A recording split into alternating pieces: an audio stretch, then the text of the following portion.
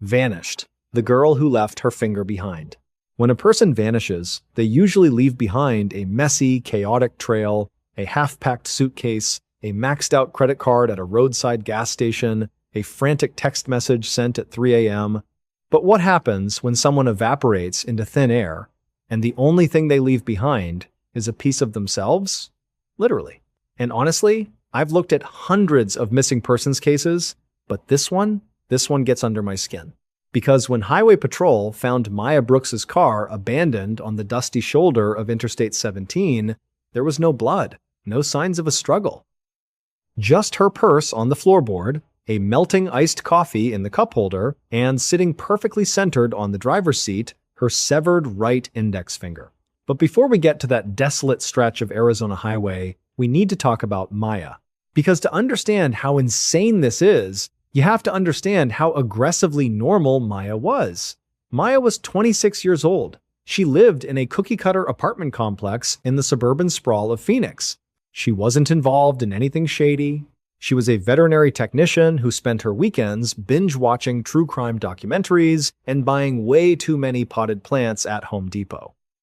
If you walked into her apartment on the morning of October 12th, it looked like a still life of a Tuesday morning rush. There was a stack of unopened junk mail on the kitchen counter, a half-eaten blueberry bagel on a paper plate, and her favorite pair of running shoes kicked off by the door. She was a creature of absolute habit. She left her apartment every morning at exactly 7:15 a.m. to make her 8 a.m. shift at the clinic, stopping at the exact same drive-thru for an iced vanilla latte. She was grounded. She was safe. Which brings us to the morning of the 12th.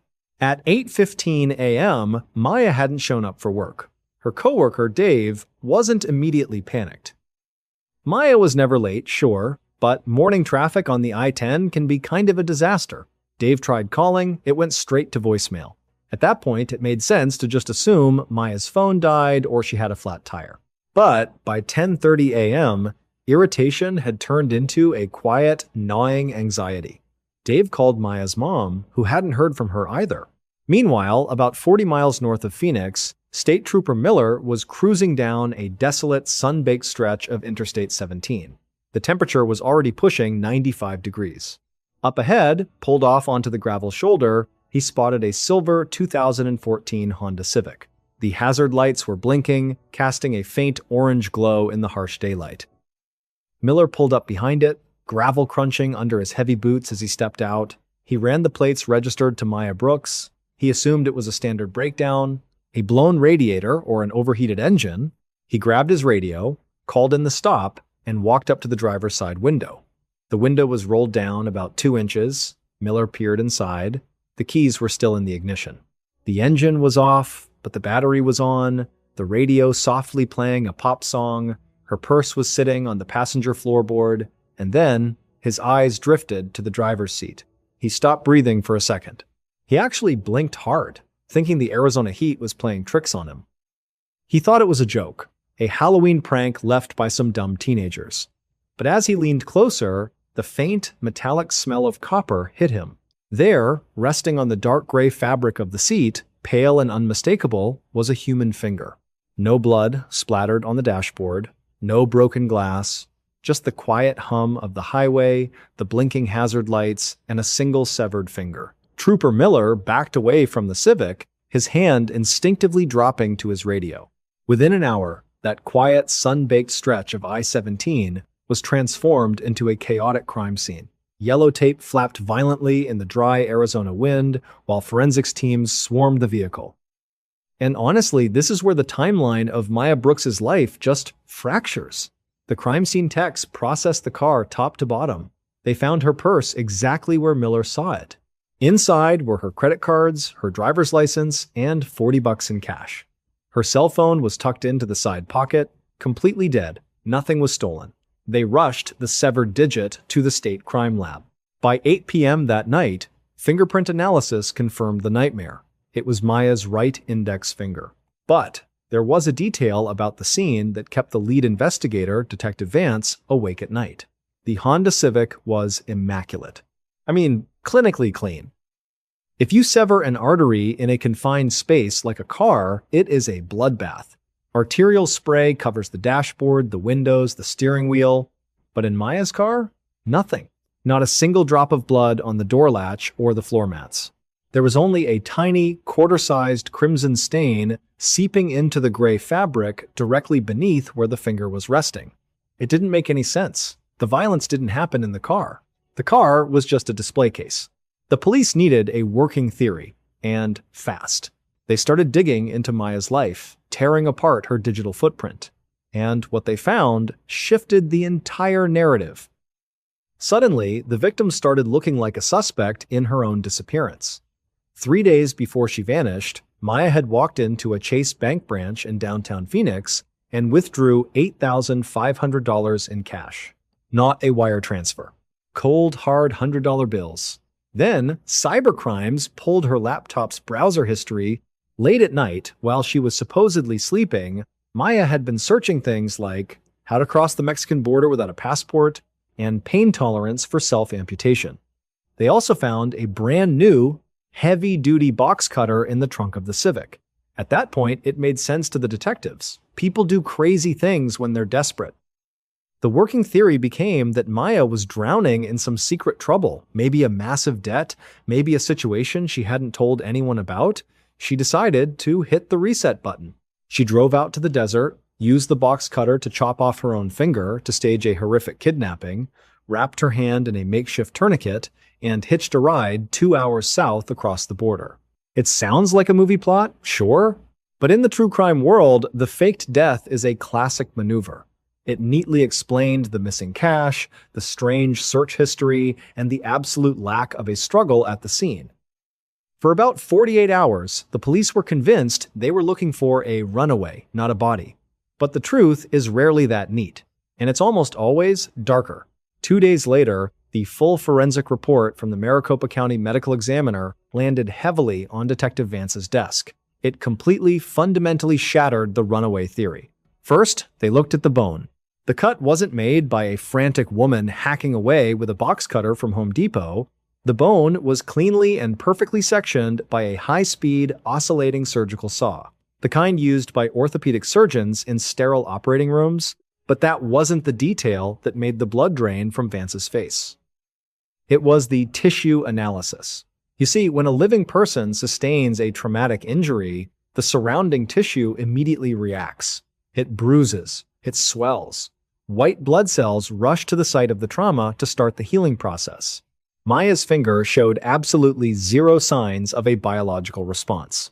The medical examiner's conclusion was chillingly definitive. The finger was severed post-mortem. Maya's heart had already stopped beating when that cut was made. Furthermore, the cellular structure showed microscopic ice crystals. The finger hadn't just been cut off.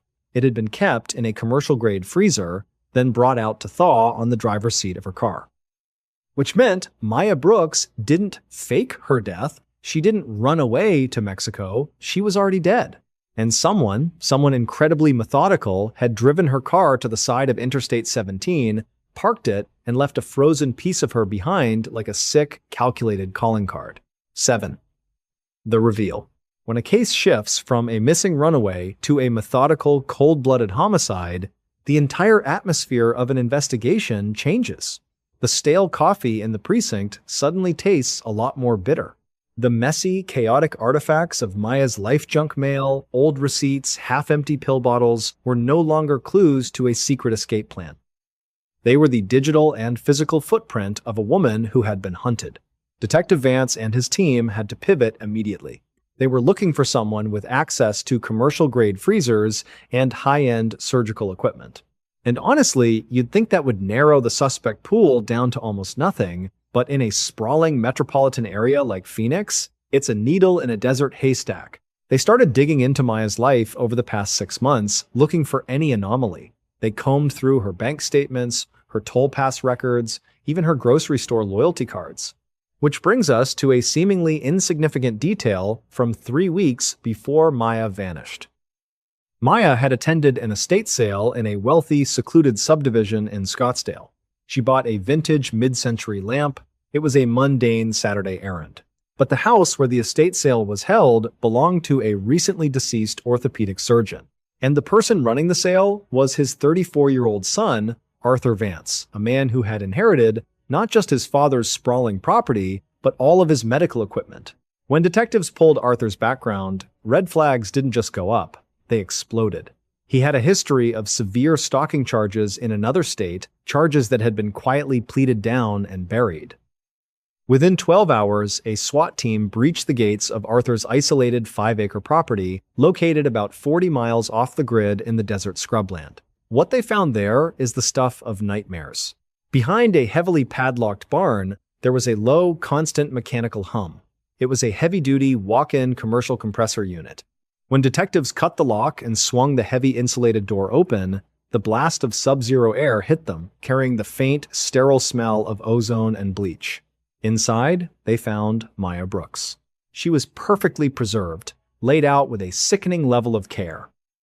And the horrifying truth was finally clear. The severed finger left on the driver's seat of her Honda Civic wasn't a message to the police. It was a taunt to Maya's husband. Arthur had been watching them. He knew their routines. He left the finger as a sick, calculated trophy, a way to say, I have her and there's nothing you can do about it. The collapse of a family is a quiet, devastating thing to witness. When Detective Vance sat down with David Brooks to deliver the news, there was no dramatic screaming. There was just a hollow, agonizing silence. For weeks, David had been carrying the agonizing guilt that his wife had hated her life so much that she'd rather mutilate herself and flee across the border than stay with him. To learn that she hadn't abandoned him, that she had been violently stolen from him, shattered whatever was left of his world. But the most heartbreaking part was the box cutter found in the trunk of Maya's car. Initially, police thought she bought it to stage her own kidnapping. But looking back, the reality was so much darker. Maya had sensed something was wrong. She had felt the invisible weight of being watched. She bought that heavy-duty blade at Home Depot just 2 days before she disappeared because she was terrified. She was a woman trying desperately to protect herself, completely unaware of the sheer magnitude of the monster waiting for her in the dark. Arthur was arrested, charged, and eventually sentenced to life without the possibility of parole. The case was closed. The media moved on to the next tragedy. But there is one final, lingering detail in the Maya Brooks case. A detail that still makes seasoned detectives physically shudder. Remember the bizarre internet searches on Maya's laptop? The deep dives into how to disappear without a trace and border crossing requirements? That was the cornerstone of the police's initial runaway theory. During the trial, digital forensics experts did a deeper dive into the home's Wi-Fi router logs. They matched the exact timestamps of those late-night internet searches with the physical location of the laptop. Maya Brooks didn't make those searches. At 2 a.m., 3:15 a.m., and 4:30 a.m. on the nights leading up to her abduction, Maya's fitness tracker showed her heart rate at a steady, resting pace. She was fast asleep in her bed upstairs. The searches were made by Arthur.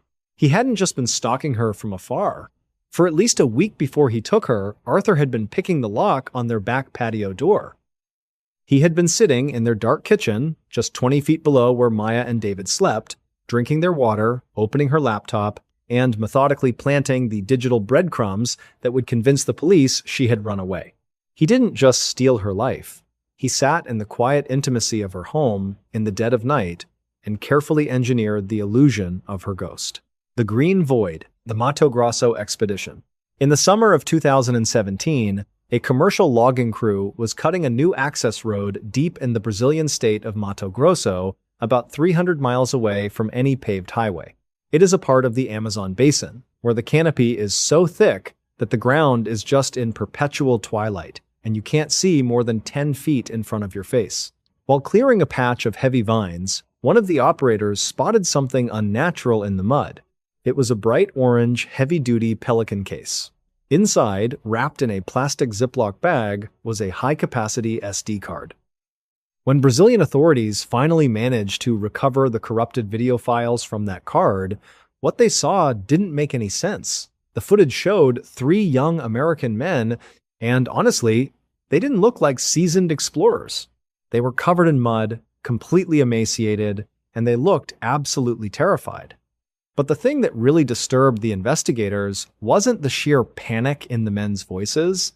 It was what was visible in the background of the video.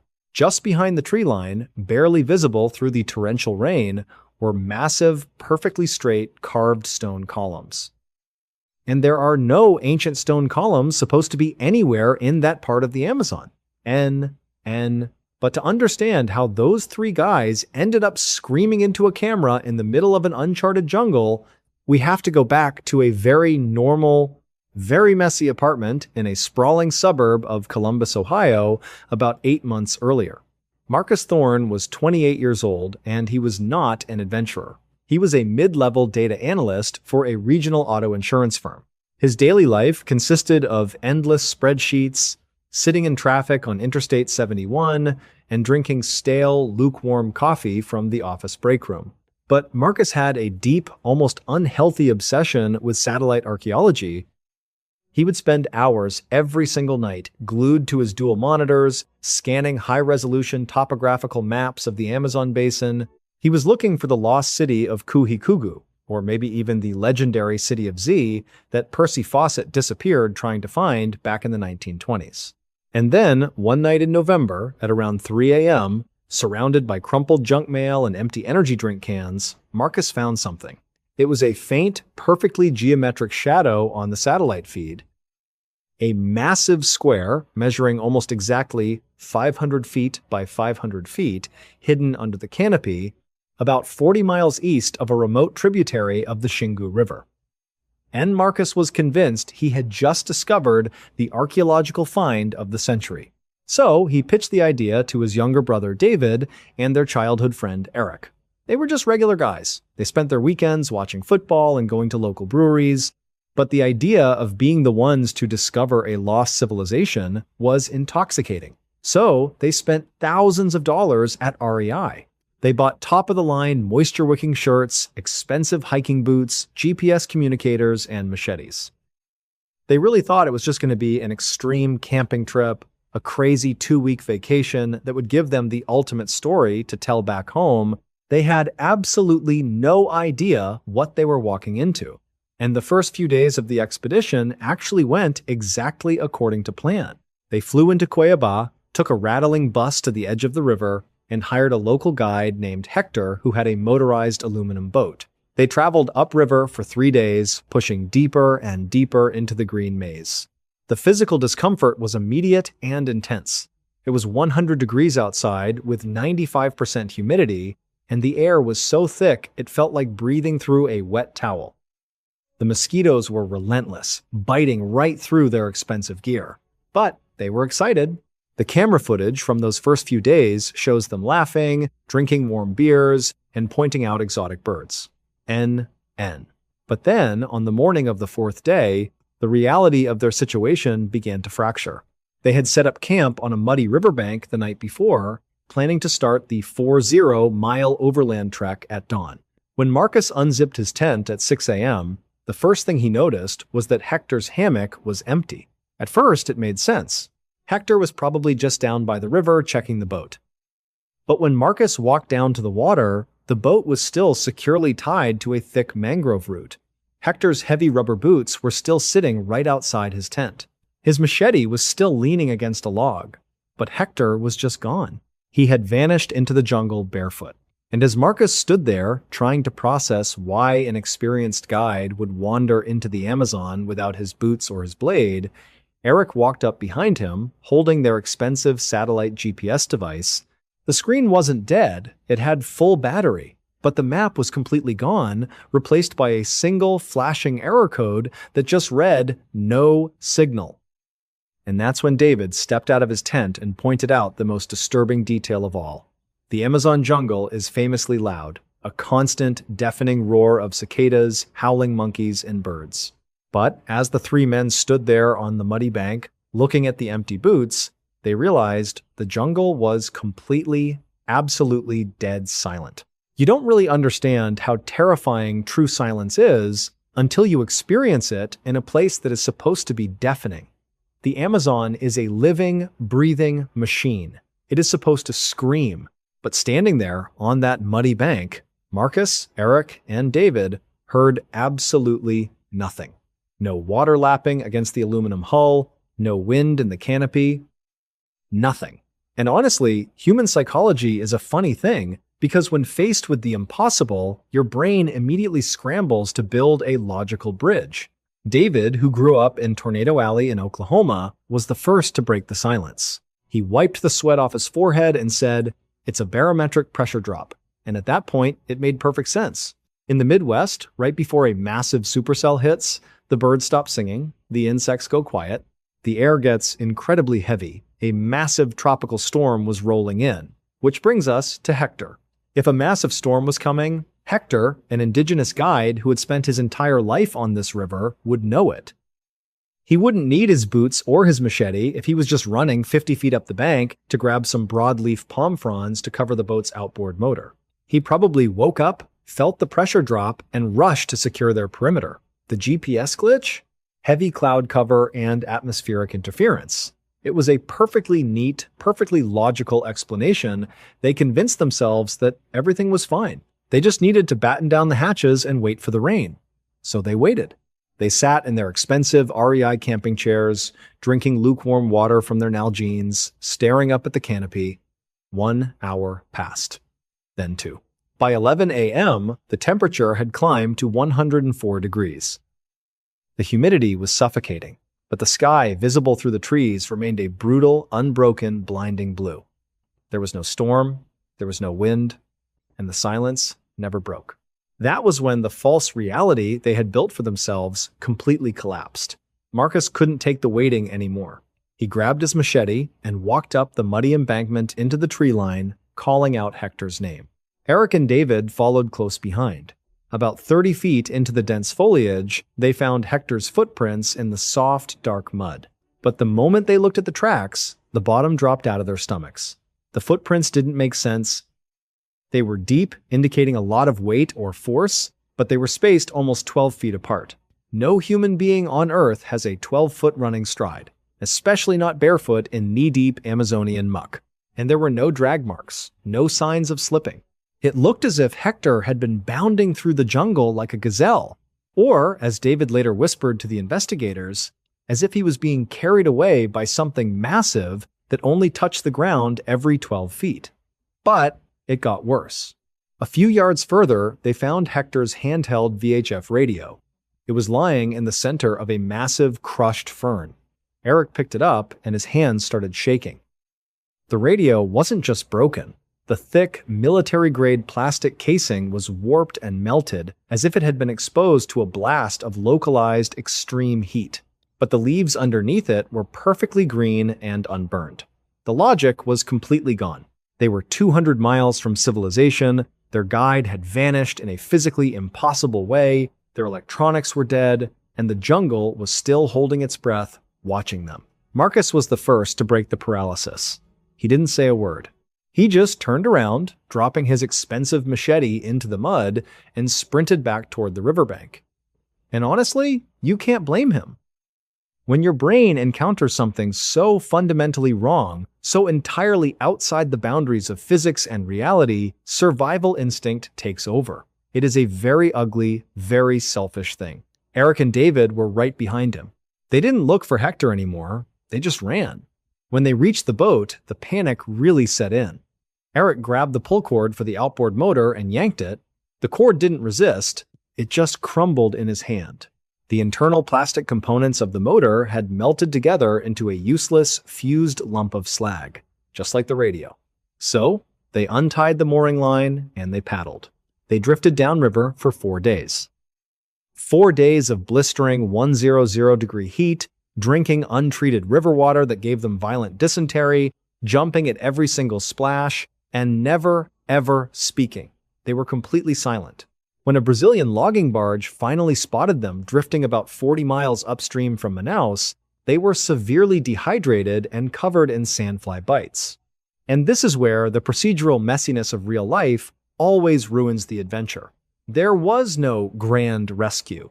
They were just hauled into a sterile, concrete interrogation room at the federal police headquarters. You know the kind of room, flickering fluorescent lights, the smell of stale cigarette smoke, drinking terrible instant coffee out of little plastic cups. The investigators thought they had murdered Hector. And at that point, it made sense. 3 rich Americans go into the jungle, only 3 come out.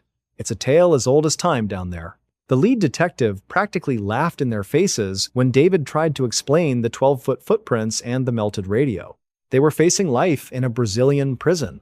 But then, the police confiscated their gear, including David's camera. David was old school. He shot on a mechanical Leica 35mm because, as he always said, batteries die in the humidity.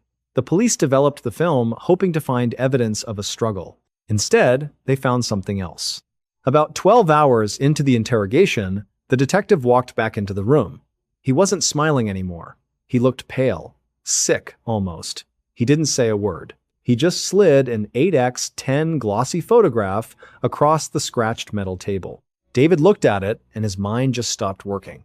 It was the picture he had taken of the canopy that morning, right before Marcus had run into the tree line. David had taken it to document the weird, unbroken blue sky. But looking at the developed photo, the truth finally collapsed on them. It wasn't the sky. The blue was too flat, too matte, too perfect. And running straight through the upper third of the frame, partially obscured by the mahogany branches, was a perfectly straight geometric seam. They hadn't been looking at the atmosphere, they had been looking at the underside of something massive. Something metallic, painted a perfect camouflage blue, hovering completely silently, maybe 200 feet above the canopy. And in the bottom right corner of the frame, blurred by violent upward motion, was a shape. A human shape suspended 50 feet in the air, being pulled straight up into the blue mass. Which brings us to the realization. The suffocating heat, the dead silence, the melted electronics that left the leaves completely unburned. It wasn't a storm rolling in, it was exhaust. A localized, highly focused thermal displacement from whatever propulsion system was keeping that massive structure quietly suspended above their camp. Hector hadn't been running away. He had been dragged upward, his boots only touching the mud every 12 feet as he fought against the gravity pulling him into the sky. The aftermath of something like this is never cinematic. It's just sad, and it leaves a permanent stain on your life. The U.S. Embassy got involved. There were closed-door meetings, non-disclosure agreements shoved in their faces by men in very cheap suits, and then they were quietly put on a red-eye flight back to Miami. Eric moved back to a cookie-cutter suburb outside of Dallas. He rarely goes outside now. He keeps his house at a freezing 65 degrees, and he keeps a box fan running on high in every single room, 24/7, because he is absolutely terrified of silence. He needs the white noise to prove to himself that the air is moving. And David tried to move on. He tried to rationalize it as a military drone test, some classified black site project. But last October, the lingering trauma finally caught up to him. He was cleaning out his garage in Ohio, sorting through old plastic bins. And at the bottom of one of the bins, under a pile of mildewed canvas tents, he found his old Garmin GPS. The one that had completely died in the jungle. It was turned on. The screen was glowing faintly in the dim garage. The battery icon was completely full, and honestly, that should be impossible after 3 years sitting in a box. But it gets worse. David picked it up, his hands trembling, and looked at the display. It wasn't showing a map of his neighborhood, it was showing a single active waypoint, a proximity alert. The coordinates were identical to his exact location, right there in his garage. But the altitude reading wasn't ground level. The altitude reading was 500 feet. And as David stared at the little pixelated numbers, the reading dropped 400 feet. 300 feet. 200 feet. David slowly walked out onto his concrete driveway, stood in the middle of his quiet suburban cul-de-sac, and looked up at the perfectly blue, totally silent sky. The captain, who walked away. There's an unwritten rule of the sea. It's older than the Titanic, older than the compass itself. The captain goes down with the ship. It's a vow, a sacred duty. But I want you to imagine something for a second. It's a freezing January night. You're standing on the rocky, wind-whipped shore of a tiny Italian island. You're shivering, your tailored, gold-trimmed uniform is damp, and you're staring out at the pitch-black water. About 300 feet away, just a football field's distance, is a cruise ship. Your cruise ship. It's the size of a skyscraper laid on its side, and it's slowly, agonizingly rolling over into the freezing sea. Inside that dying behemoth, over 4,000 people are screaming in the dark. The emergency lights are flickering, water is rushing down the grand staircases, and absolute chaos is unfolding. But you're on dry land. Your socks are a little wet, sure, but you're safe. And when the Coast Guard radios you, screaming through the static, begging you, ordering you to get back on board and do your job, you refuse. This is the story of how one man's ego sank a billion-dollar floating city, and how, in the span of just a few hours, he became the single most hated man in all of Italy. To really understand how a disaster of this magnitude happens, you have to understand the sheer absurd scale of modern cruise ships. We're not talking about a boat. We're talking about a floating piece of Las Vegas. The Costa Concordia was a monster of engineering. Over 114,000 tons of steel, more than 950 feet long. It had 13 passenger decks, 4 swimming pools, a massive casino, and a 3-story theater. It was Friday, the 13th of January, 2012. The passengers were just settling in for a week-long Mediterranean cruise. Families from Ohio, retirees from New York, honeymooners from all over Europe. They were hitting the all-you-can-eat buffets, watching magic shows, unpacking their suitcases. There was the smell of chlorine from the indoor pools, the faint hum of the massive diesel engines deep below deck. A perfectly normal, highly orchestrated vacation. At the helm of this floating city was Captain Francesco Schettino. He was 51 years old, with the deep tan and crisp swagger of a guy who drives a billion-dollar machine for a living.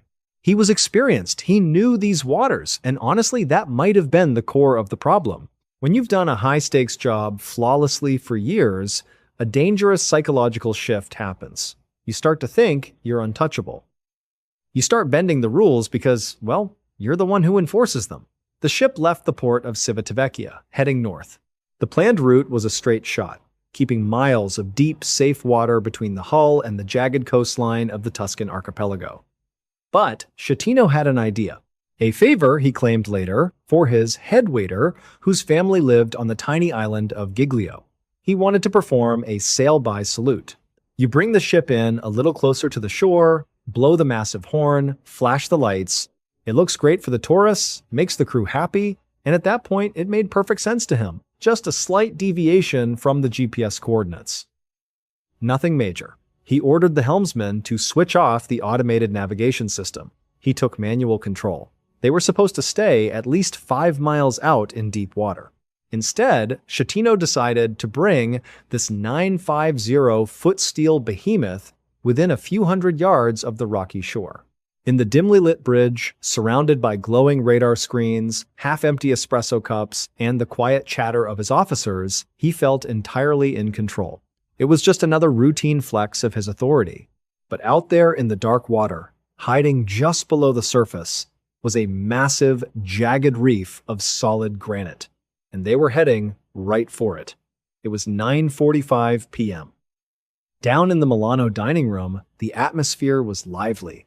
Waiters were balancing heavy trays of lobster and prime rib. A magician was halfway through a card trick for a family from Chicago. The plates clinked, the wine flowed, and the low hum of conversation echoed across the elegant, multi-tiered room. Up on the bridge, the mood was entirely different. The endless darkness of the sea was suddenly replaced by the looming shadow of Giglio Island. It was too close. Way too close. At the very last second, Schettino saw the white foam breaking over the rocks. He barked an order to turn hard to starboard. But you don't just whip a 114,000-ton, 950-foot skyscraper around like a sports car. Physics doesn't care about your rank. The ship drifted, its massive tail swinging wide. Then came the sound. It wasn't a boom. It wasn't an explosion. Survivors later described it as a sickening, unending screech, like a car key being dragged down the side of a vehicle, but magnified 1,000,000 times. It was the sound of solid granite tearing through steel. Down in the dining room, the floor violently shuddered. Glasses tipped over, a few people gasped, and then, total pitch black darkness. The power cut out completely. I want you to pause and think about what total darkness feels like on a ship in the middle of the ocean. It's not just dark, it's heavy. It's disorienting. The ambient hum of the ventilation, the comforting thrum of the massive diesel engines, it all just stopped, replaced by an eerie, breathless silence. And this is where human nature kicks in. When faced with the unthinkable, our brains scramble for the most mundane, logical explanation. We don't want to believe we're in a disaster movie. On the bridge, Schettino was frozen. The alarms were screaming, glowing red in the dark, but he couldn't process the magnitude of his mistake. He needed to buy time, he needed it to be a minor issue. Minutes later, the ship's PA system crackled to life. It wasn't the captain, but the cruise director. In a calm, almost overly cheerful voice, he announced, "Ladies and gentlemen, we are currently experiencing a minor electrical failure with our generators. Our technicians are working on it.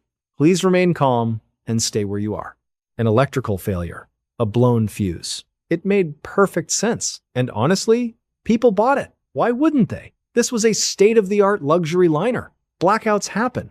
In the dining rooms, passengers actually started laughing. They pulled out their flip phones and digital cameras, using the little glowing screens to illuminate their tables. Waiters, trying to keep the mood light, continued pouring wine in the dark. Families joked about the spooky atmosphere. There was this bizarre, false sense of security settling over the ship, but the truth was already violently tearing through the lower decks. The rock hadn't just scraped the hull. It had ripped a 170-foot gash down the port side of the Costa Concordia. A piece of the granite reef had literally broken off and was wedged into the side of the ship. Down in the engine rooms, the water wasn't just leaking, it was exploding inward at thousands of gallons a second. The chief engineer grabbed the emergency phone and called the bridge. His voice was frantic. The water had breached 3 separate watertight compartments. The main generators were completely submerged. The electric motors were dead, the ship had zero propulsion.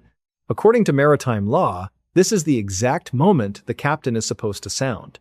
The general alarm, 7 short blasts, and 1 long blast of the ship's horn. You wake everyone up, you get them to the muster stations, you prepare the lifeboats, but Schettino didn't do that. Instead, he picked up the phone and called the crisis manager at the cruise line's headquarters, and he lied. Or, at best, he aggressively downplayed it. He told them they had a blackout, that they had bumped something, but that the situation was under control. He was actively trying to manage his reputation before managing the survival of the 4,200 people on board. But you can't gaslight gravity. Back in the dining room, the jokes were starting to fade. The flip phone lights cast long, nervous shadows across the walls. Because something else was happening. Something you couldn't blame on a blown fuse. The floor was no longer flat. It started as a subtle slant. A dropped fork didn't just hit the carpet, it rolled away. Then the angle grew sharper. Plates began to slowly slide off the tables, shattering on the ground. Up on the Lido deck, the water in the massive swimming pools began to violently slosh over the edges, spilling down the stairs like a waterfall. The passengers felt a deep, primal panic rising in their chests. You don't need to be a sailor to know that a 114,000-ton ship tilting 20 degrees to one side is not an electrical failure. The lie had completely collapsed. The ship was dying, and the man in charge was paralyzed by his own arrogance. At 10:54 p.m., more than an hour after the ship struck the reef, the abandoned ship order was finally given. But by then, it was a logistical nightmare. The tilt of the Costa Concordia had become so extreme that half of the lifeboats on the port side couldn't be lowered. They were stuck, hanging awkwardly over the dry hull. On the starboard side, they were swinging wildly, smashing against the side of the sinking vessel. It was absolute, unadulterated chaos. Passengers who had been told just an hour earlier to go back to their cabins and relax were now sliding down the carpeted hallways. People were using the handrails on the walls as ladders.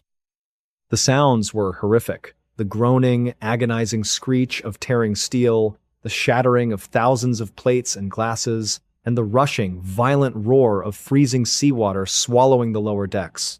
In a situation like this, human beings instinctively look for authority. They look for the uniform. They look for the captain.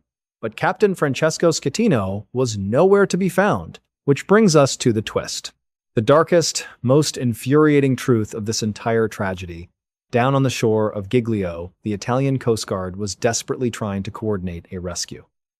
Captain Gregorio DeFalco, a seasoned, no-nonsense Coast Guard officer, was on the radio trying to get a clear picture of the evacuation from the Concordia's bridge.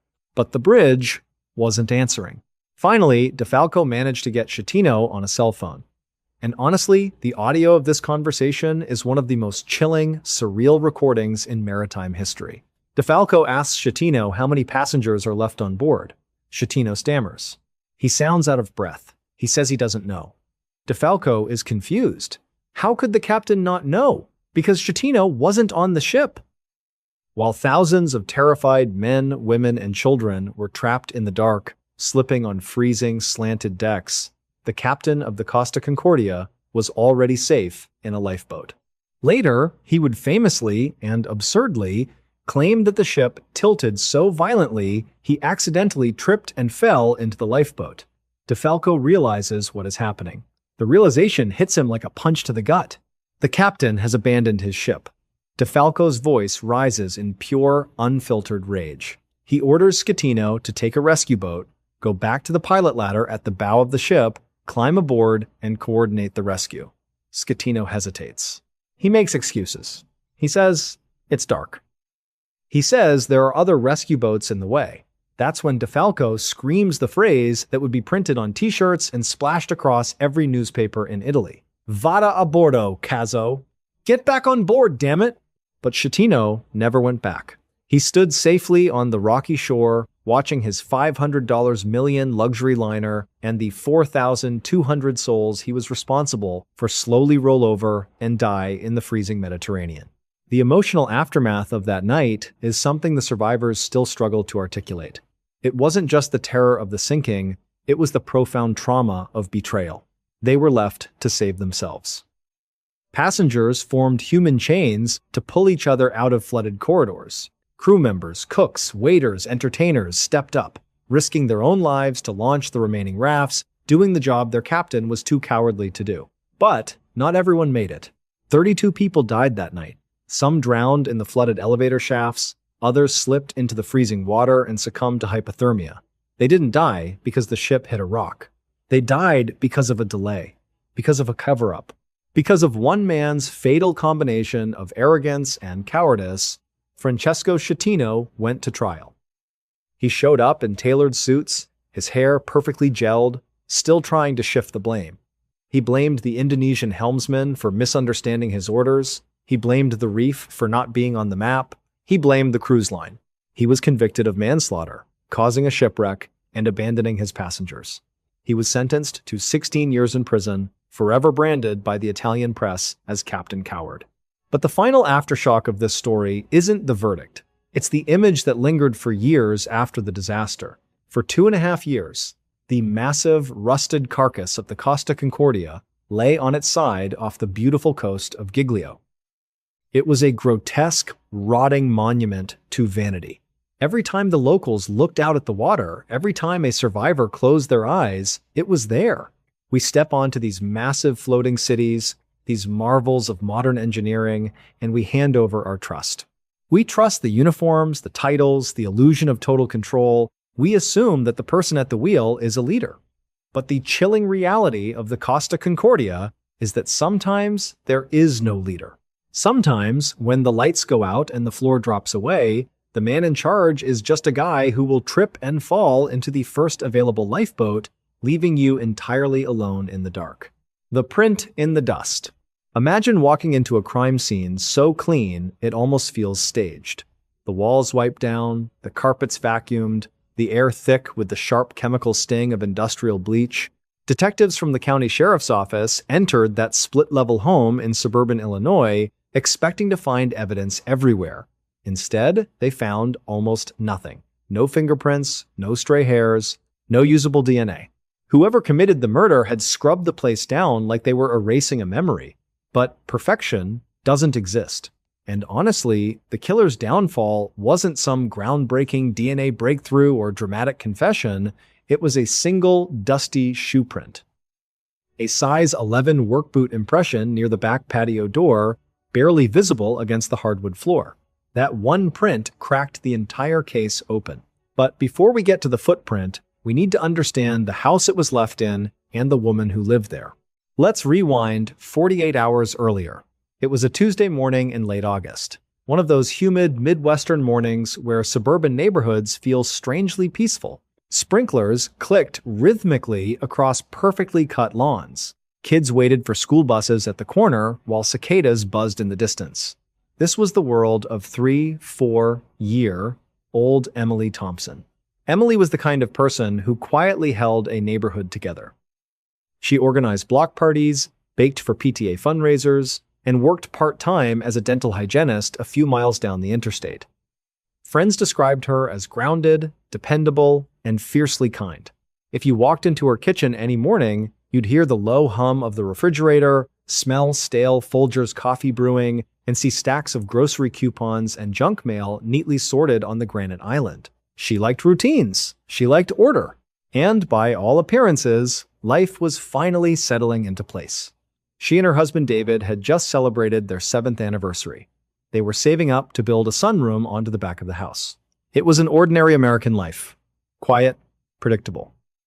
Which is exactly why what happened next felt so horrifyingly wrong.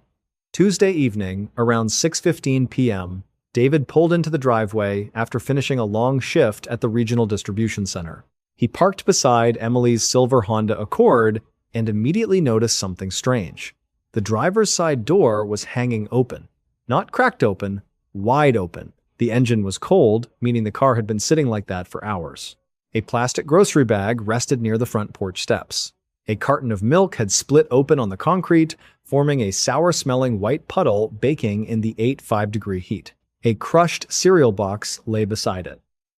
David stood there holding his keys, trying to rationalize it. Maybe she dropped the groceries and rushed inside to answer a phone call. Maybe something spilled on the stove. That's what human brains do when something feels wrong. They search desperately for normal explanations. He walked to the front door and turned the knob. Unlocked. "Emily?" he called. No answer.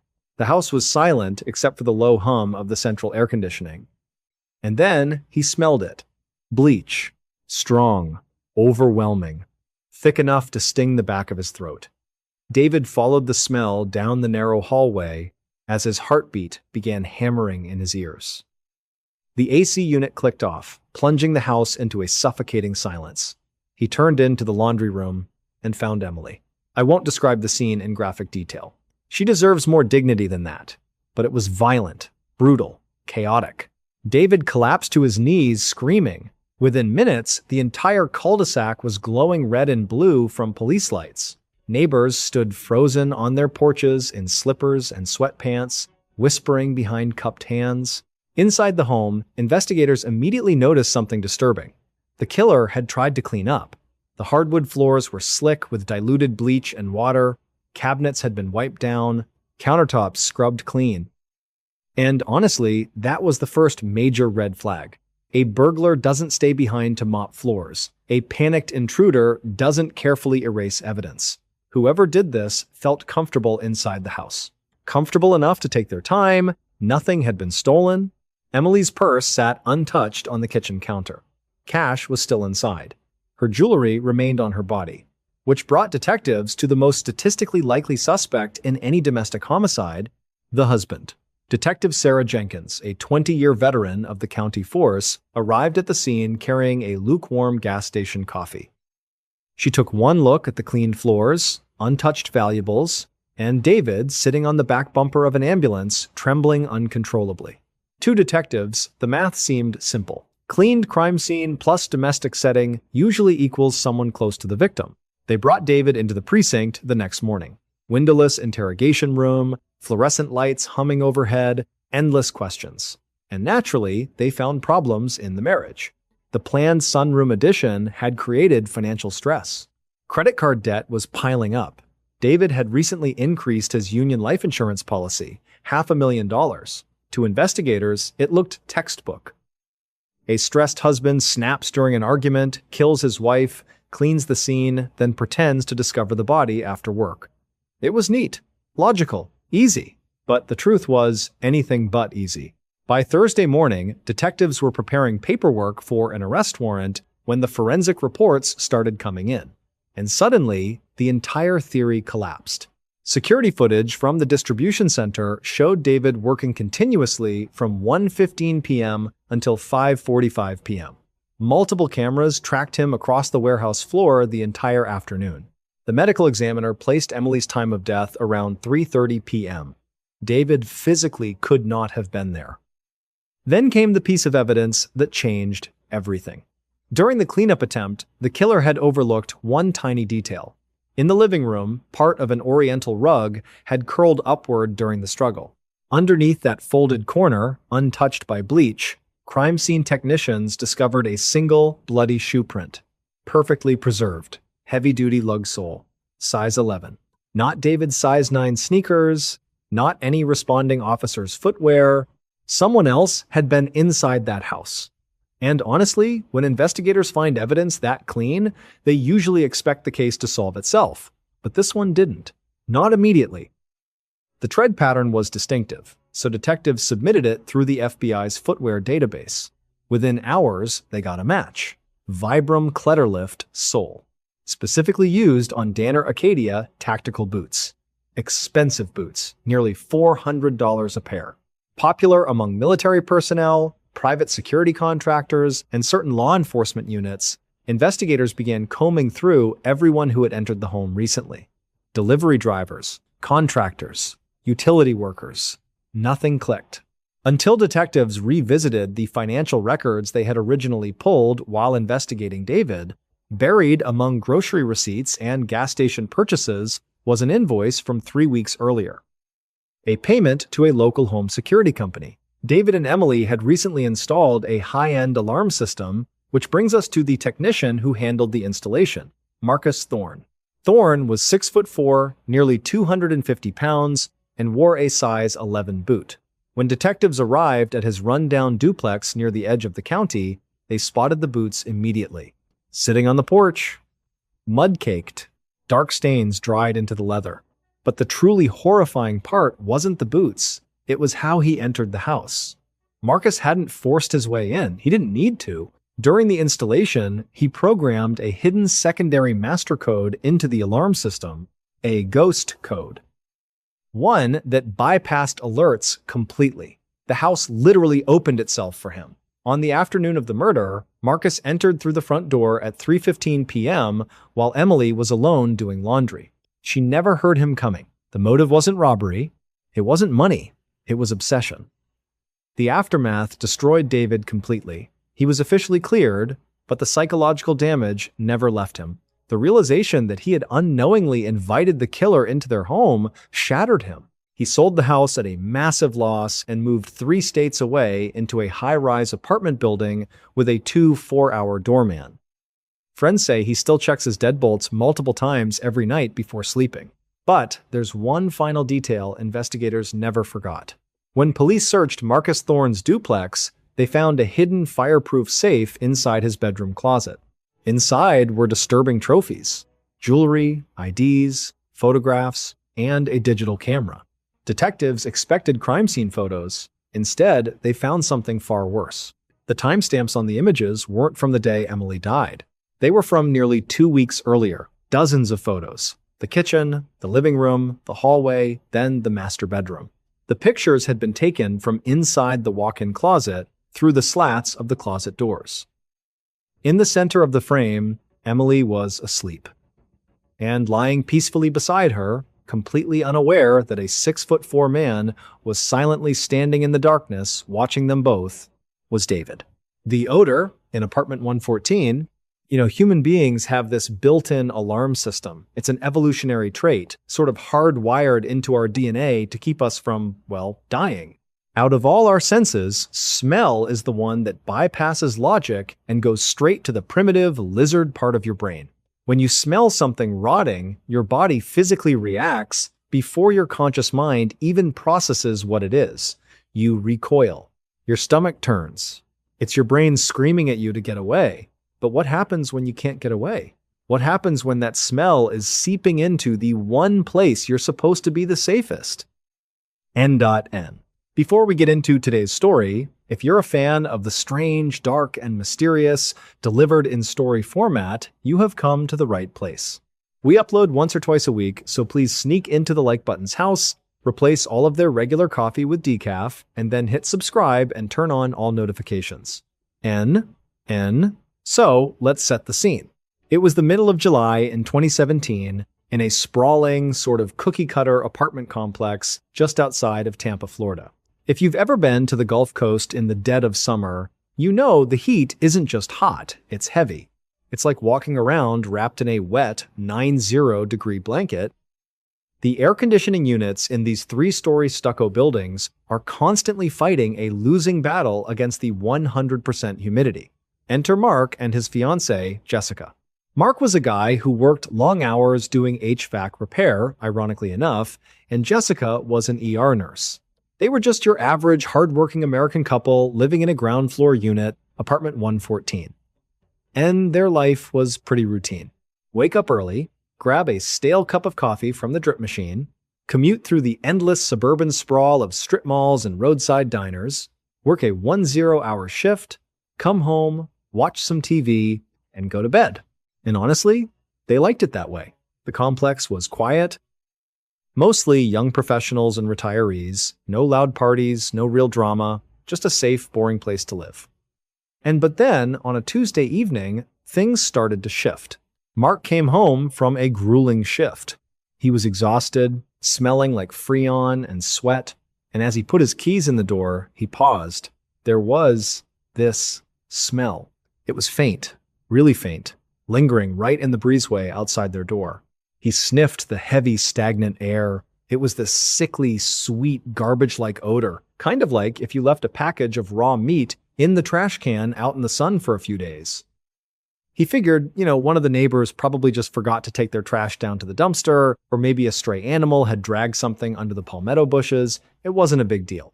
He went inside, took a shower, and forgot about it. N. But by Thursday, the smell hadn't gone away. In fact, it had gotten stronger. And worse, it wasn't just outside anymore. When Jessica came home from her nursing shift, she immediately wrinkled her nose. "Did you forget to take the trash out?" she asked Mark. Mark checked the kitchen bin. Empty. They checked the fridge. Nothing spoiled. They even got down on their hands and knees, shining a flashlight under the sofa and the heavy appliances, thinking maybe a mouse had gotten in and died behind the drywall. That happens all the time in these older Florida apartments. N. At that point, it made sense. A dead rodent in the walls is gross, sure, but it's a normal, everyday annoyance. It's a logical explanation. But the truth was, it wasn't a mouse. And that uncomfortable gut feeling they were both trying to ignore, it was completely justified. Because that awful smell was just the very beginning of a nightmare. By Saturday morning, the smell had sort of mutated. It wasn't just a faint background odor anymore. It was this thick, physical presence in the apartment. You know that feeling when you walk into a closed room and the air is just heavy? It was like that, but you could almost taste it on the back of your tongue, this greasy, metallic film that made your stomach churn. Mark ended up driving to a local Home Depot and buying 3 cans of industrial-strength deodorizer, the heavy-duty stuff he used on nasty HVAC jobs. Jessica had Bath & Body Works candles burning on literally every flat surface, but it wasn't working. The stench seemed to be seeping directly out of the AC vents. So Mark, being an HVAC guy, gets out his ladder and pops the grate off the central intake in the hallway. He shines his flashlight up into the ductwork, expecting to see a nest or something. He doesn't see anything, but the smell up there is absolutely blinding. He climbs down and tells Jessica, "Look, it's the middle of summer in Florida. A raccoon, or maybe a feral cat, probably crawled into the main ventilation shaft to cool off, got stuck, and died." And honestly, at that point, that made perfect sense. It's a super common, albeit disgusting, problem in these sprawling suburban apartment complexes. They called the property management office, and by Saturday afternoon, a maintenance guy named Dave showed up. Dave poked his head into the drop ceiling, sniffed the air, and nodded. "Yep," he said, That's a dead animal. Probably a fat raccoon in the crawl space between floors. I've seen it 100 times. He sprayed some chemical deodorizer into the vent, told them pest control would be out on Monday to fish the carcass out, and advised them to just keep running their bathroom exhaust fans. For a brief moment, there was this huge sense of relief. A dead raccoon is gross, sure, but it's a known variable. It's a logical explanation. Mark and Jessica spent Sunday trying to ignore the lingering odor, ordering takeout, because the thought of cooking in that environment was completely nauseating. They figured they just had to tough it out for one more night. But then came Monday morning. It was around 4 a.m. Jessica's alarm went off for her early ER shift. She rolled out of bed, exhausted, and walked into the master bathroom. The second she crossed the threshold, the stench hit her like a physical punch to the face. She immediately doubled over the sink, dry heaving. The chemical deodorizer Dave had sprayed was completely overpowered. But as she stood there, gripping the edges of the porcelain sink, trying to catch her breath, a really uncomfortable realization washed over her. Jessica was an ER nurse. She had been around death. She knew exactly what a decaying body smelled like. A dead rodent in a wall smells like bad cheese and dusty decay. But the thing is, this was entirely different. It was sickeningly sweet, thick, and smelled heavily of copper and iron. It was the undeniable, distinct chemical signature of rotting human tissue. Her heart started to pound in her chest. She slowly stood up and looked around the small bathroom, trying to find the source. That's when she looked up at the ceiling. Right above the bathtub, on the pristine white drywall, there was a stain. It hadn't been there the night before. It was about 6 inches across, a dark, rusty brown circle, and the drywall around it looked damp and swollen. And right in the dead center of that dark stain, a single, thick, viscous droplet was forming, preparing to fall. Whatever was dead wasn't in the ventilation shaft. It was directly above them, in apartment 214. That single, thick, viscous droplet hung there for a second, trembling against the swollen drywall, and then it fell. It hit the pristine porcelain of the bathtub with a heavy, wet timed smack. Jessica didn't scream. She didn't even gasp. She just slowly backed out of the bathroom, her hands clamped over her mouth, and practically sprinted into the bedroom. She shook Mark awake, and when he groggily asked what was wrong, she didn't say anything about raccoons, or maintenance, or pest control. She just looked at him, completely pale, and said, "Call 911. Right now, someone is dead upstairs." When the police arrived about 10 minutes later, they didn't bother with the property manager. 2 officers went straight up the exterior stairwell to the second floor, while Mark and Jessica stood down in the chilly morning air of the parking lot, huddled in their jackets. From down below, they could hear the officers knocking on the door of 214. "Police department, open up!" There was a long, tense silence. Then they heard the heavy, unmistakable crack times, of a door being kicked off its hinges. Mark and Jessica waited by their car for what felt like hours, though it was probably only 15 minutes. Finally, one of the officers came slowly walking back down the stairs. He had a pale, tight look on his face, and he was actively wiping his mouth with the back of his hand. He walked over to them and said, very bluntly, "You two need to pack a bag. You can't stay here." The building is a crime scene. It wasn't until 3 days later, after bouncing between cheap motels and friends' couches, that they finally got a call from the lead detective on the case. And the reality of what they had been living under was so much worse than they had imagined. The tenant in apartment 214 was a 40-year-old man who kept entirely to himself. But he hadn't died of natural causes. He had been brutally murdered. His body had been dragged into his bathroom and left on the floor directly over Mark and Jessica's bathtub. The fluids from his advanced decomposition had seeped through the grout, into the subfloor, and eventually through Jessica's ceiling. But as the detective was explaining this, Mark stopped him. "Wait," Mark said over the phone. "You said advanced decomposition. How long was he dead?" "The coroner estimates about 3 weeks," the detective replied. Mark felt all the blood drain from his face. A cold, heavy dread settled in his stomach. That's impossible," Mark stammered. "We heard him pacing around up there just 2 nights ago. Heavy, dragging footsteps. We heard him walking from the living room to the bedroom. There was a long, uncomfortable silence on the other end of the line, the kind of silence where you can practically hear the other person trying to figure out how to break terrible news to you. "Mark," the detective finally said, his voice dropping an octave, "the victim lived alone, and based on the lividity and state of the body, he absolutely died 3 weeks ago. He hasn't taken a single step since." The detective paused, taking a slow breath. "But you're right about the footsteps. When our forensics team processed the apartment, we realized the killer didn't just murder him and flee, they stayed.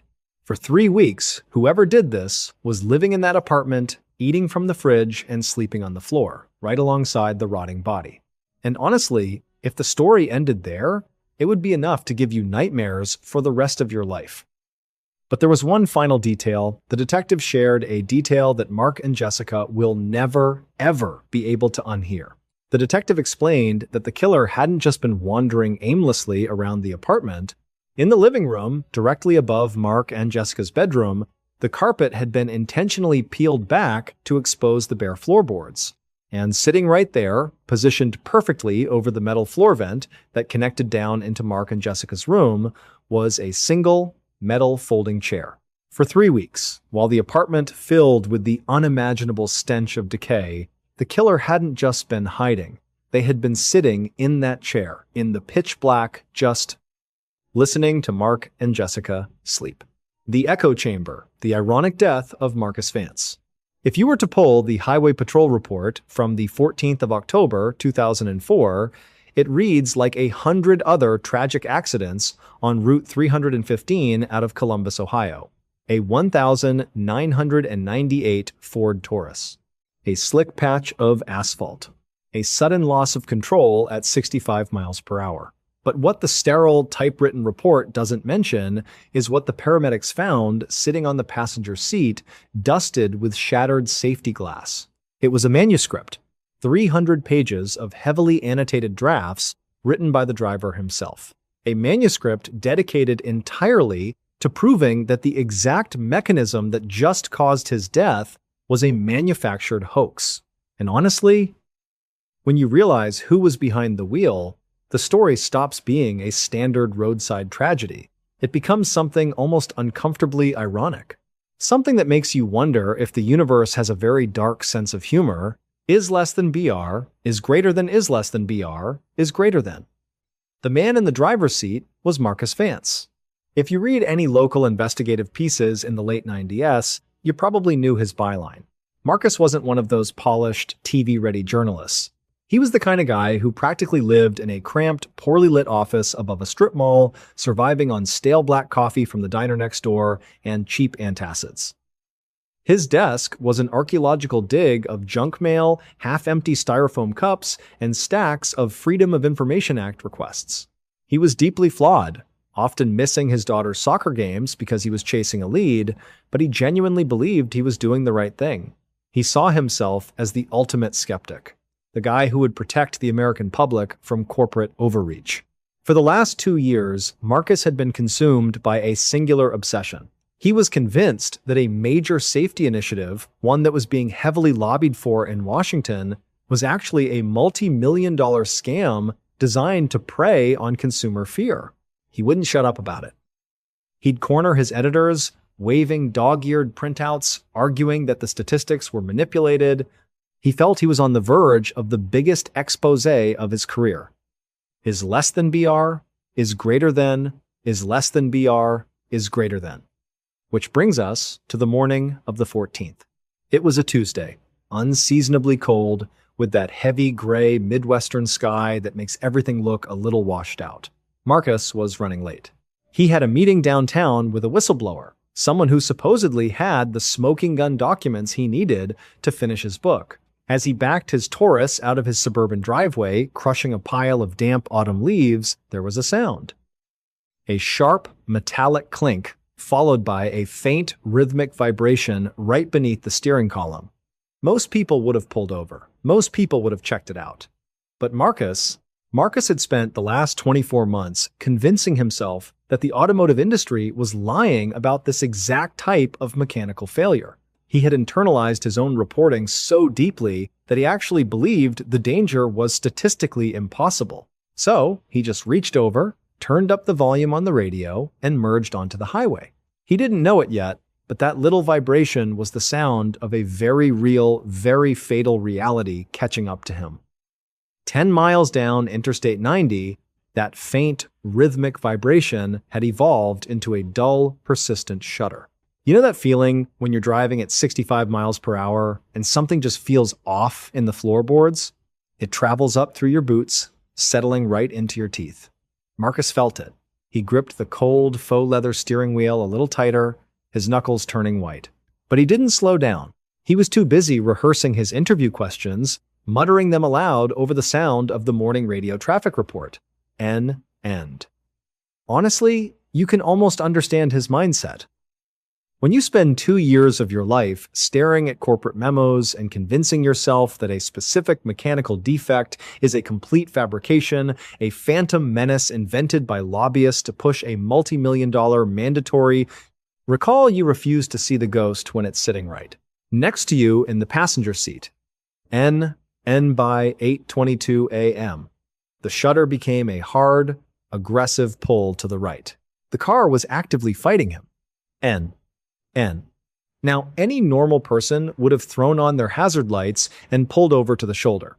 But Marcus needed a logical, mundane explanation that didn't threaten his entire worldview. He rationalized it. Of course he did. He told himself it was just a bad alignment. He remembered hitting a massive pothole outside the diner a few weeks back, the kind that rattles your teeth and spills your coffee. Or maybe it was a warped brake rotor. Yes, that made perfect sense. It was an old car, with over 120,000 miles on the odometer. Cars get old, parts wear out. It was just a routine maintenance issue, nothing more. He convinced himself he could just muscle it to the downtown exit and drop it off at a mechanic after he got his smoking gun documents. It's terrifying how easily we can rationalize our own impending doom just to protect our ego. And the real collapse of his reality happened exactly 3 miles later at the exit 42 off-ramp. It's one of those sweeping, downhill cloverleaf curves that forces you to lean heavily into the turn. Marcus eased off the gas, dropping his speed to about 45 miles per hour, and firmly turned the steering wheel to the right. But the tourist didn't turn. The heavy, reassuring resistance of the steering column vanished instantly. The wheel just spun in his hands, completely loose, rotating freely like a plastic toy on a playground. There was a sickening snap, the unmistakable sound of the steering linkage completely shearing off from the axle. End quote.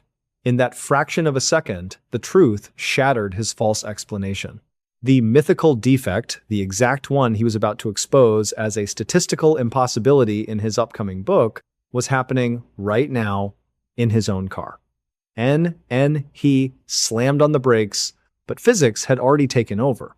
2 tons of American steel plowed straight ahead, ignoring the curve of the ramp. The car burst through the metal guardrail with a deafening metallic shriek, launching into the steep, weed-choked embankment below. The world turned into a chaotic blur of shattered safety glass, deploying airbags, and the violent, bone-rattling impact of the car slamming into a thick concrete drainage culvert. Then. Silence. Just the hiss of a punctured radiator and the smell of burnt gunpowder from the airbag deployment, and Marcus was bleeding, disoriented, and trapped in the crushed cabin. But miraculously, he was still breathing. He had survived the impossible crash. As he sat there, coughing in the smoke, a twisted sense of relief washed over him. He was alive. But what Marcus didn't realize as he reached for the door handle was that the crash wasn't the tragedy. The crash was just the setup for the darkest, most ironic punchline the universe could possibly deliver. Marcus pushed against the driver's side door. It was wedged shut, crumpled against the thick, immovable concrete of the culvert. No big deal, he probably thought. He'd just climb over the center console and get out through the passenger side. He reached down to unclick his seatbelt. He pressed the red button. It didn't move. He pressed harder, his thumb turning white with the strain. Nothing. The plastic button was completely rigid, feeling as though it had been welded into the metal housing. And honestly, this is the part of the story where the universe stops being random and starts feeling downright malicious.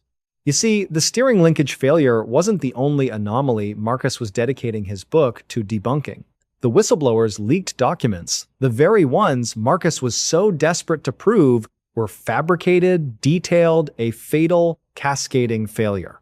The claim was that when the Taurus experienced a severe front-end collision, the immense kinetic energy would warp the floor pan just enough to jam the seatbelt retractor and fuse the buckle mechanism completely shut. Marcus had spent an entire chapter of his upcoming book tearing this specific claim apart. I actually have a copy of the original manuscript right here. On page 142, he calls the jammed seatbelt theory, quote, a convenient excuse for panic-induced user error by negligent drivers looking for a quick payout. But, sitting in the smoky cabin of his wrecked car, panic wasn't the issue. Physics was. Under the crumpled hood, a spark from the severed battery cable danced across a pooling puddle of leaking power steering fluid. A small, bright orange flame flickered to life.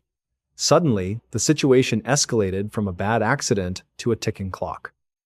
Marcus began to pull frantically at the nylon webbing of the belt across his chest.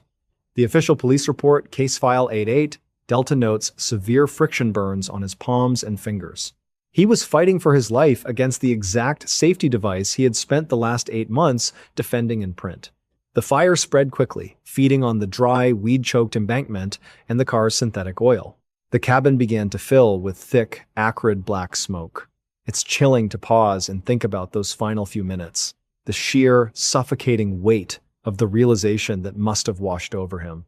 He wasn't just dying, he was being murdered by his own arrogance.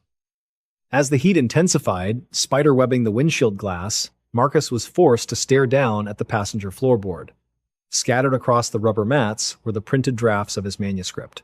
The very pages where he called the auto manufacturer the victim of a witch hunt were now curling, browning, and catching fire. He was trapped in the exact, statistically impossible death trap he had staked his entire career on disproving. By the time the county volunteer fire department arrived on the scene, it was over. The Taurus was nothing but a charred, smoldering husk of American steel. The emotional fallout of this case is something that still haunts the local investigative community. When the first responders finally cut the roof away with the jaws of life, they didn't just find a tragic accident victim, they found a man whose right arm was fully extended toward the glove compartment, his charred fingers frozen just 3 inches away from the latch. Which brings us to the final, sickening aftershock of this whole story. During the post-crash investigation, detectives popped open that melted glove box. Inside, sitting perfectly intact beneath a pile of old registration papers and unpaid toll tickets, was an emergency glass breaker and seatbelt cutter tool. It was a cheap, promotional freebie Marcus had received at an automotive safety convention the year before. He had the tool to save his own life, but the defective seatbelt, the one he swore on his reputation would never fail, held him exactly 3 inches too short to reach it. And the ultimate irony? 6 months after his funeral, his publisher decided to release his book anyway. They marketed it as his final unfinished masterpiece. So today, right now, you can log online and buy a hardcover copy of Marcus's book. You can flip to page 142 and read a dead man arguing with absolute, unwavering certainty that the exact mechanical failure that burned him alive is nothing more than a myth. The Bone Eater. The man whose skull dissolved. Imagine looking at an X-ray, and instead of seeing the solid, bright white outline of a human skull, you see something that looks more like wet sugar dissolving under hot water. That is exactly what the ER doctor saw on a rainy Tuesday in November. The patient sitting in exam room 4 was a healthy 34-year-old man named Mark Davies. He had walked into the hospital under his own power, complaining about nothing more than a stubborn headache. But according to the CT scans, the bone above his right eye was actively disappearing. And honestly, no one in that hospital had any idea why. To understand how doctors ended up staring at that impossible scan, you have to go back 3 months earlier to the completely ordinary life Mark was living outside Columbus, Ohio. Mark lived in one of those endless suburban neighborhoods where every driveway has the same basketball hoop and every backyard smells faintly of fresh-cut grass.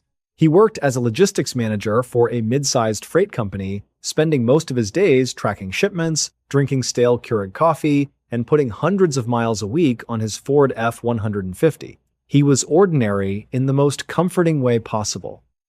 He had a wife named Sarah, a 30-year mortgage, and a weekend routine built around mowing the lawn and watching college football. He was not exploring caves or working with dangerous chemicals in some underground lab. He was living the safest, most predictable life imaginable. And that is exactly what makes this story so deeply unsettling. Because whatever started eating Mark alive found him right there in the middle of suburbia.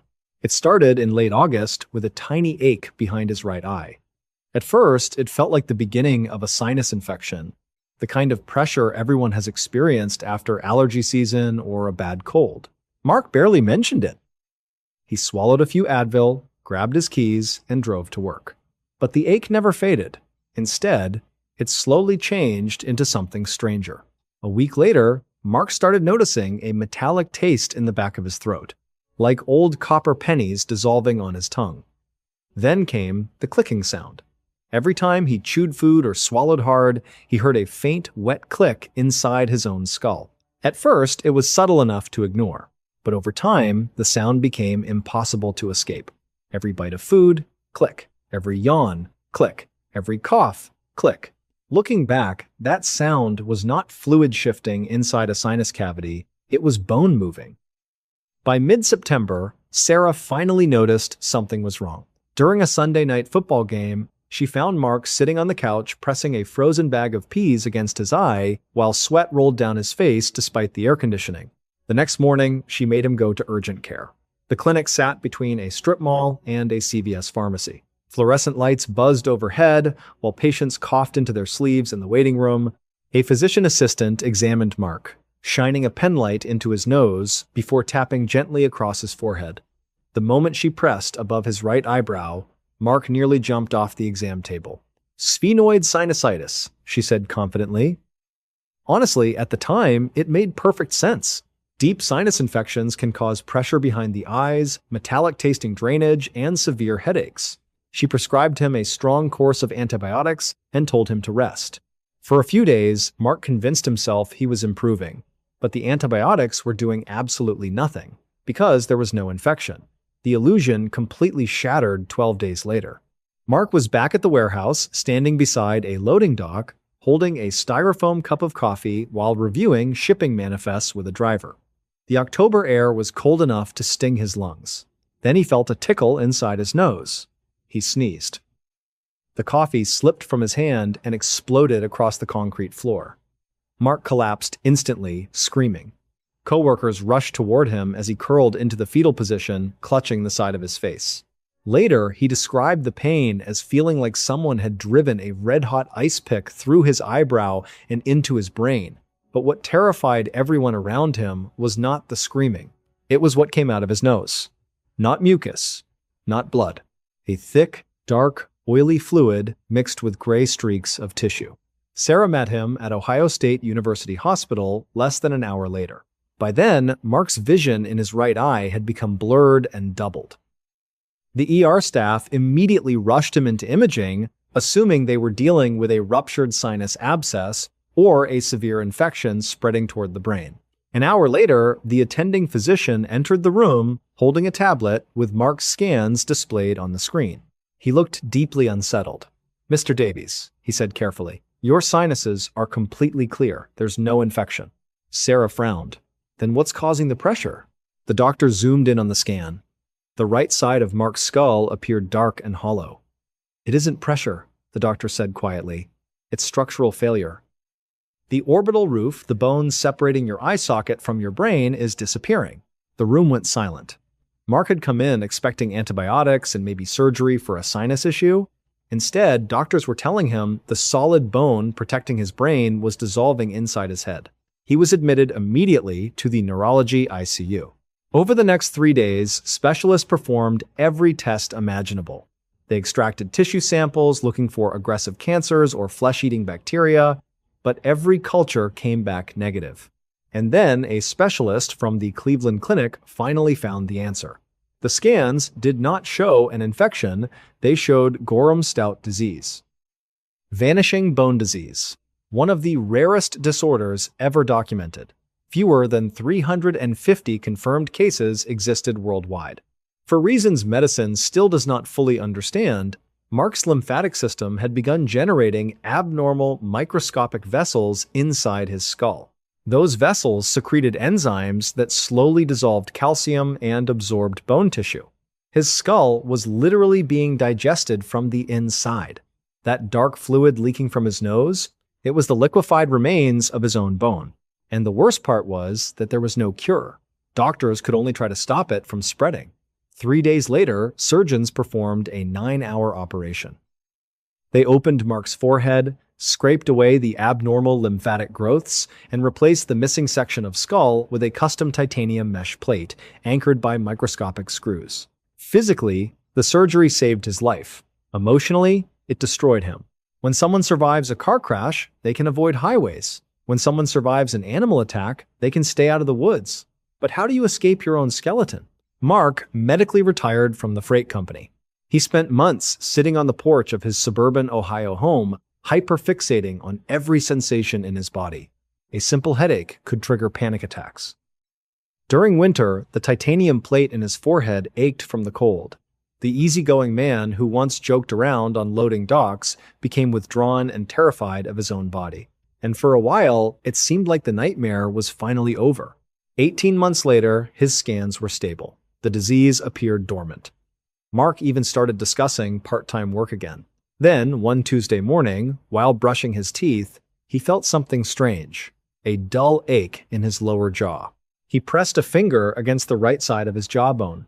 Healthy bone is supposed to feel hard and immovable, but when Mark pushed down gently, the bone gave way beneath his skin. Soft, spongy.